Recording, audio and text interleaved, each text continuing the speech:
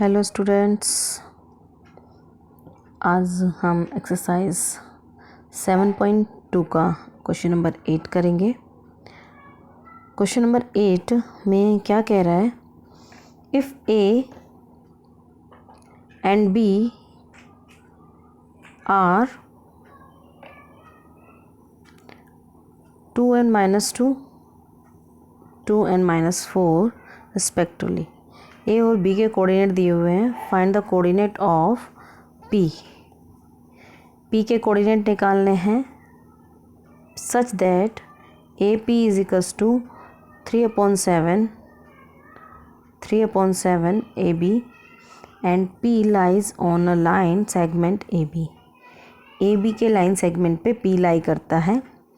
ए और बी का ये लाइन सेगमेंट है, इस पे कहीं पी लाई कर रहा है। ओके, ए के कोऑर्डिनेट दिए हुए हैं 2n-2, बी के कोऑर्डिनेट भी दिए हुए हैं, ये बी पॉइंट है, बी के कोऑर्डिनेट भी दिए हुए हैं 2-4। ठीक है, और हमें एक और रिलेशन दिया हुआ है, A P is equals to 3/7 of A B. A B का 3/7 पार्ट है। देखिए, यदि हम बात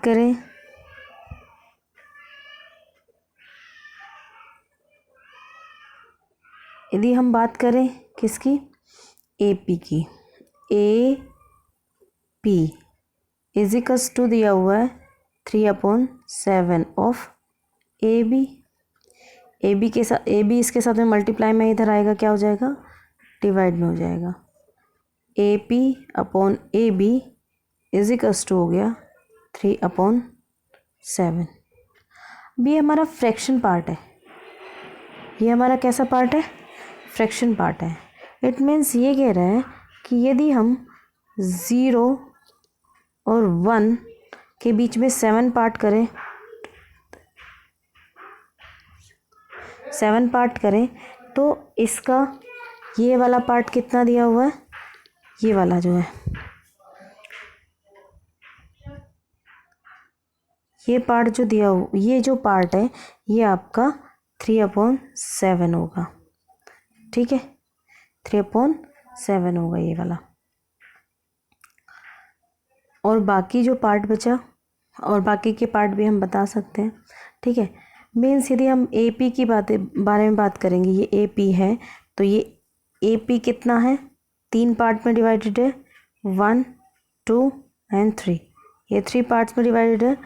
और दूसरा ये पॉइंट है 1, 2, 3, 4, ये 4 पार्ट में डिवाइडेड है। ये तो हो गया फ्रैक्शन से डिस्ट्रीब्यूशन, ये तो हो गया फ्रैक्शन से डिस्ट्रीब्यूशन। ये जो मैंने समझाया ये था फ्रैक्शन पार्ट। यदि हम अब नॉर्मल वे में बात करें तो ये है A P upon B P, ये A P upon B P है।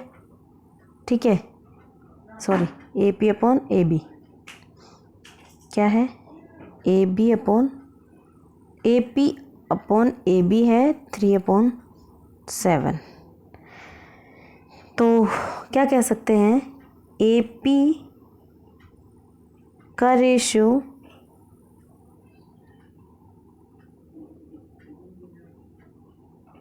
ए बी के साथ में क्या है, 3/7 है। जब ऐसे रेशो से क्वेश्चन आते हैं, आपने 8th 9th में पढ़ा होगा, तब हम क्या करते हैं, रेशो को हम x मान लेते हैं। तो हम कहते हैं लेट, हमने यहाँ पे नोट किया है, लेट रेशो बी x। तो ए पी का रेशो क्या हो जाएगा, ए पी का रेशो हो जाएगा 3x, ए बी का रेशो कितना हो जाएगा 7x। ठीक है, तो ये ए बी है, ए और बी, ये ए बी है और ये है पी। आपको क्या निकालना है, बी पी निकालना है, ये वाला निकालना है। तो कैसे निकालेंगे, पूरे वाले पार्ट में से हम यदि इसे सब्ट्रैक्ट कर दें, इसे इतना को सब्ट्रैक्ट कर दें तो हमें पास निकल जाएगा। यानी कि हम कह सकते हैं कि जो बी पी होगा वो होगा A B minus A P. A B कितना है 7x है, ए पी कितना है 3x है, कितना आ गया 4x आ गया। ठीक है, अब हमें क्या निकालना था, हमें निकालना था इसका रेशियो। किसका रेशियो, ए और पी और बी का, यानी कि A P ratio B P हमें निकालना था। ए पी हमारे पास क्या है 3x है, रेशो नहीं था ना, रेशो होता है तो हम x नहीं लेते। फिर ए पी हमारे पास क्या है 3 है और बी पी कितना हो गया 4 हो गया। यदि हम रेशो फ्रैक्शन में लेते तो हम इस तरीके से लेंगे और इस x से x कैंसिल हो जाएगा, बचेगा हमारे पास A P ratio B P. यही हमारे पास क्या है m1 हो गया और ये दूसरा हमारे पास हो गया m2। ठीक है, अब चलते हैं नेक्स्ट। हमारे पास हमें पता है कि कोऑर्डिनेट क्या है, x के कोऑर्डिनेट क्या होते हैं, जब सेक्शन फॉर्मूला यूज़ होता है x के लिए ये कोऑर्डिनेट होते हैं और y के लिए ये कोऑर्डिनेट होते हैं, x2 m1। यदि इन्हें लिखने का एक बार मैं वे और बता देती हूँ, यदि नहीं पता हो, अभी लास्ट में बताया था वैसे, लेकिन इसका लेख यदि m1 प्लस m2 ये तो कंपलसरी है ही है। ठीक है, इसी तरीके से ये m1 हो जाएगा और प्लस इधर ये m2 हो जाएगा। ठीक, m1 है तो ये x2 हो जाएगा और m2 है तो यहाँ x1 हो जाएगा। तो ये तो x के कोऑर्डिनेट हो गए, इसी तरीके से y के कोऑर्डिनेट भी नोट हो जाएंगे m1 m2। ठीक है, ये m1 हो गया प्लस m2, यहाँ पे y2 हो गया और यहाँ पे y1 हो गया। इस तरीके से आप इसके कोऑर्डिनेट लिख सकते हो। और हर एक क्वेश्चन में आपको फॉर्मूला लिखना बहुत ज़रूरी है। यदि हर एक क्वेश्चन में फॉर्मूला नहीं लिखोगे क्वेश्चन में मार्क्स नहीं मिलेंगे। ठीक है, और आप यदि हर एक्सरसाइज के हर एक क्वेश्चन में फॉर्मूला लिखोगे तो आप हैबिचुअल हो जाएगा, और हैबिचुअल हो जाओगे तो आपको मार्क्स नहीं कटेंगे। फॉर्मूला के भी एक नंबर होता है, एक नंबर होता है। ठीक है, यहाँ पे हमने क्या किया है m1 की वैल्यू रखी है, m1 हमारे पास ये आया है और m2 हमारे पास ये आया है, तो 3 + 4 हो गया। ठीक है, ये x2 था, ये x1 था। ठीक है, और ये y2 था और ये y1 था, ये m1 है और ये m2 है। ठीक है, मल्टीप्लाई करेंगे, 3 × 2 = 6, 2 × 4 = 8, प्लस माइनस माइनस हो जाएगा, 4 × 3 = 12, माइनस का 4 × 2 = 8, माइनस का हो गया। ठीक है, अब देखिए यहाँ पे हमारे पास 6 में से 2 8 में से 6 माइनस करेंगे 2 आएंगे, बड़े पे साइन माइनस का, इसलिए क्या हो जाएगा -2 का 2/7 हो जाएगा। बात करेंगे हम इस दोनों की, दोनों के पास माइनस का साइन है इसलिए ऐड हो जाएगा, तो क्या हो जाएगा 20/7। ये क्वेश्चन हो गया क्वेश्चन नंबर 8। यदि इसमें कुछ समझ में नहीं आया हो तो इस वीडियो को दोबारा देख सकते हो। दोबारा देखने के बाद भी कुछ समझ में ना आए तो आप क्वेश्चन को मुझे सेंड करके मेरे से पूछ सकते हो। ओके, अब नेक्स्ट क्वेश्चन की बात करेंगे, क्वेश्चन नंबर 8। ये क्वेश्चन मैंने सॉल्व नहीं किया है, ये क्वेश्चन मैं ऐसे ही समझाऊंगी क्योंकि इसमें भी वही फॉर्मूला लगने वाला है। कौन सा वाला, सेक्शन फॉर्मूला लगने वाला है। तो बस इस क्वेश्चन को मैं समझाऊंगी, इसमें 3 बार सेक्शन फॉर्मूला लगेगा। 3 बार किसके लिए, एक बार P पॉइंट के लिए सेक्शन फॉर्मूला लगेगा, एक बार Q पॉइंट के लिए सेक्शन फॉर्मूला लगेगा, एक बार R पॉइंट के लिए। चलिए इसे अलग अलग कलर से डिफाइन कर देते हैं। ये हो जाएगा, एक बार हमारा P के लिए लगेगा फॉर्मूला, एक बार R के लिए लगेगा फॉर्मूला, और एक बार Q के लिए लगेगा और एक बार R के लिए फॉर्मूला लगेगा। ठीक है, P के लिए, R के लिए जो होगा फॉर R जो रेशो होंगे, रेशोज़,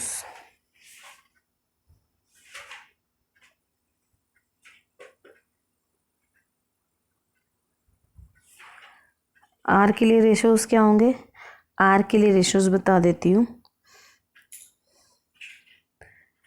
ये कितना पार्ट है, 1 2 और ये 3।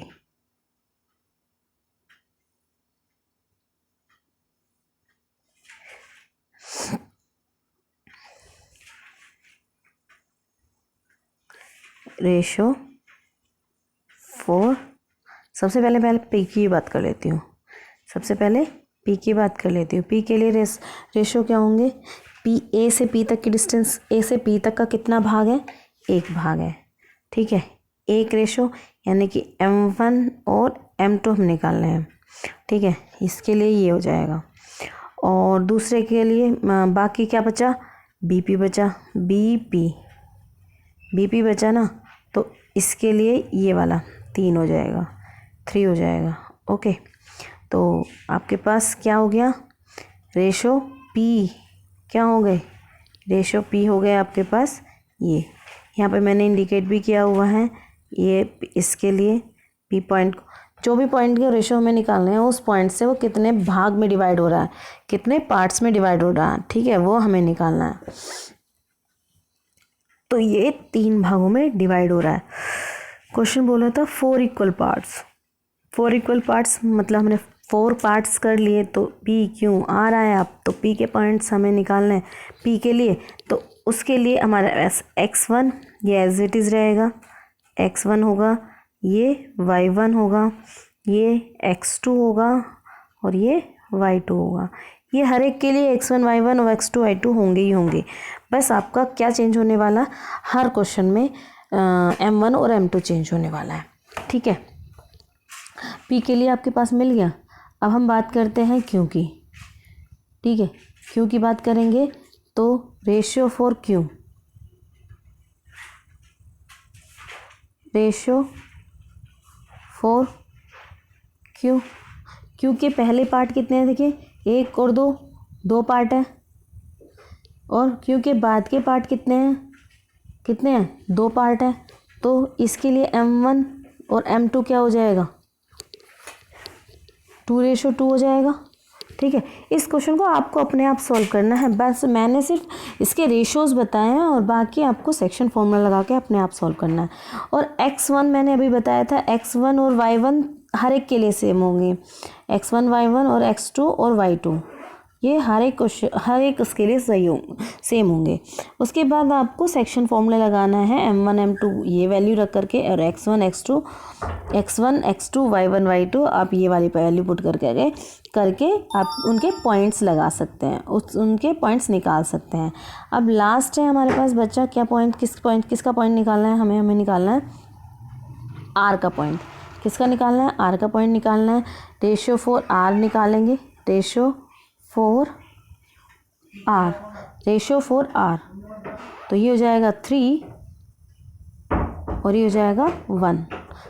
तो हमारे पास M1 रेशो M2 क्या आ गया? ये आ गया।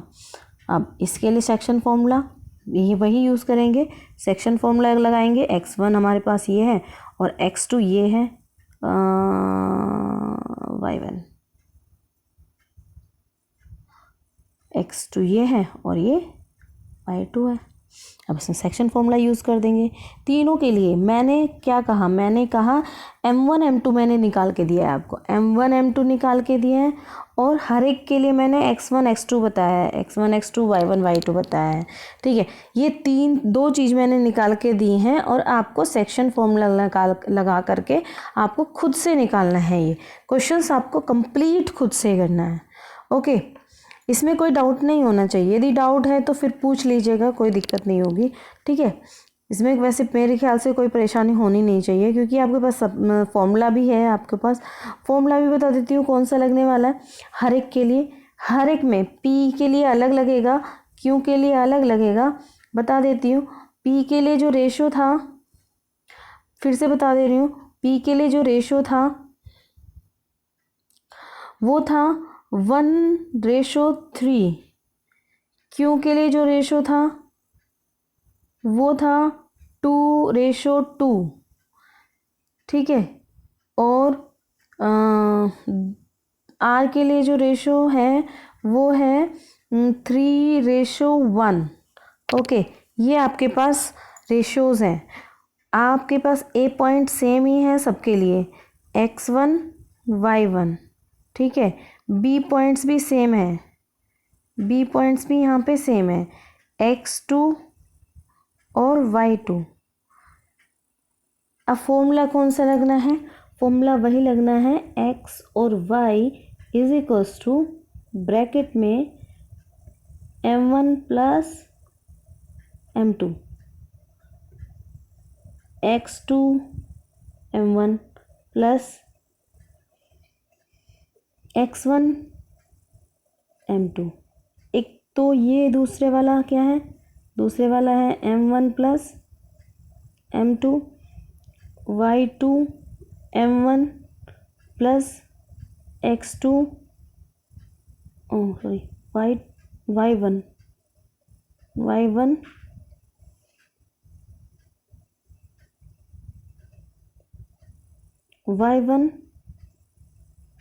m2। ये फॉर्मूला लगने वाला है। जहाँ पे चेंज क्या होगा, जहाँ पे हर एक क्वेश्चन के अंदर चेंज m1 हर एक पॉइंट्स के लिए, p के लिए m1 m2 ये होंगे, ठीक है। m1 m2 ये होंगे 1 और 3, ठीक है। दूसरा q के लिए m1 m2 ये होने वाले, चेंज सिर्फ m1 और m2 ही होना है, चेंज m1 और m2 ही होना है, और कुछ चेंज नहीं होगा। बाकी उसकी कैलकुलेशन चेंज हो जाएगी, जो कि नंबर अलग होंगे तो उसकी कैलकुलेशन डेफिनेटली चेंज होगी। नेक्स्ट के लिए भी r के लिए 1 3 और 1 होंगे, 3 और 1 m1 m2 m1 m2 m1 m2 m1 m2। ये बाकी x1 x2 एक जैसे रहने वाले, y1 y2 एक जैसे रहने वाले हैं, बस आपका m1 और m2 ही चेंज होगा, ठीक है। क्वेश्चन को करिएगा, दी नहीं समझ में आया है एक बार और देखिएगा वीडियो को, मे भी समझ में आ जाए। दो बार देखिएगा, 3 बार देखिएगा, नहीं समझ में आती है तो आप आप क्या कर सकते हैं, आप क्वेश्चन को पूछ भी सकते हैं, ठीक है। अब हमारे पास क्वेश्चन है find the area of the rhombus. Rhombus का एरिया हमें फाइंड करना है, जहाँ पे हमारे पास कोऑर्डिनेट वर्टिसेस दी हुई हैं। क्या दी हुई हैं? वर्टिसेस दी हुई हैं कोऑर्डिनेट की। तो जब हमारे पास जब कोई भी क्वाड्रिलेटरल दिया होता है, तो जो वर्टिसेस दी हुई थी वो हम एक रेगुलर पॉइंट पे यूज़ करते हैं। ये ए हो गया, ये बी है, ये सी है और ये डी है। इस तरीके से हम इसको यूज़ करते हैं, ठीक है। जब हमने एक रोम्बस, हमें पता है एक काइट की तरह होता है। रोम्बस कैसा होता है? एक काइट की तरह, मतलब इसकी चारों साइड इक्वल होती हैं, चारों साइड इक्वल होते हैं, डायगोनल एक दूसरे को भी बाइसेक्ट करते हैं, ठीक है। चलो हमें ये सारी चीज़ें नहीं चाहिए, सिर्फ हमें क्या चाहिए, इसके डायगोनल्स इक्वल हों। डायगोनल्स चाहिए हमें, डिस्टेंस ऑफ डायगोनल्स। तो डिस्टेंस ऑफ डायगोनल्स हमें सबसे पहले तो हमारे पास एक ये डायगोनल है और दूसरा डायगोनल ये है, ठीक है। एक डायगोनल AC है और दूसरा डायगोनल BD है।